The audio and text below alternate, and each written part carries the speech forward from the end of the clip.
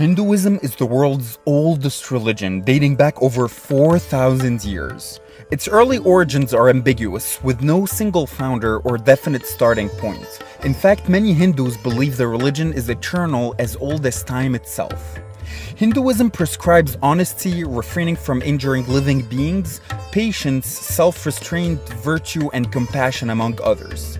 Hindu practices include rituals such as worship, recitations, and meditation. Its earliest known origins are found in the Indus Valley civilization, with which it shares some religious practices including ritual bathing, sacrifices, and goddess worship. The Vedic period is so named for the composition of the four Vedas, considered timeless divine revelations composed in Sanskrit, the primary language of Hinduism. The Rig Veda is the oldest, largest, and arguably most important Veda, composed of more than 1,000 poetic hymns and focused significantly on the pantheon of gods. The Vedas speculated upon an interconnected universe with a single unifying force behind an otherwise diverse cosmos termed Brahman.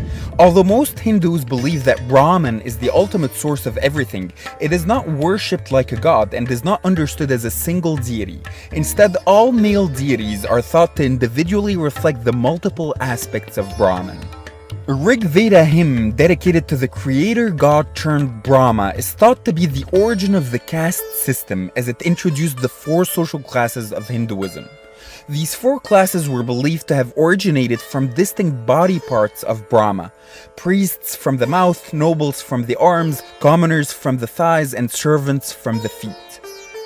According to the Vedas, to make life meaningful, Hindus should pursue four goals simultaneously: generating and distributing wealth, indulging in pleasure and seeking emotional fulfillment, pursuing liberation and release by not being overly attached to anything, and being socially responsible by following a code of ethics and duties, which is the Dharma. Widely regarded as the most authoritative book on Hindu law, the Manusmriti elaborates on the Dharma and prescribes them to each of the four varnas or castes, justifying therefore the caste system as the basis of social order. Related to the Dharma is the fundamental concept of karma, according to which virtuous actions always receive good consequences and vice versa. Reincarnation is key to Hinduism, and karma is thought to operate not only in this lifetime, but also across lifetimes, meaning that one's future lives and the caste in which they may be will be conditioned by actions performed during one's present life, which itself has been conditioned by the actions performed in previous lives. Important texts of Hinduism also include the two very long epic poems, Ramayana and Mahabharata. They elaborated on the deities and doctrines introduced in the Vedas and were partially based on historical events that took place in the ancient Hindu kingdoms. The first official Hindu temples were built during this Puranic period and were dedicated to significant Hindu deities such as Vishnu the Protector and Shiva the Destroyer of the universe. 5th century India was a time of significant religious and philosophical reform. In response to what was perceived as the failure of Hinduism to address the needs of people, many schools of thought developed, including Buddhism led by Siddhartha Gautama, who had been a Hindu prince.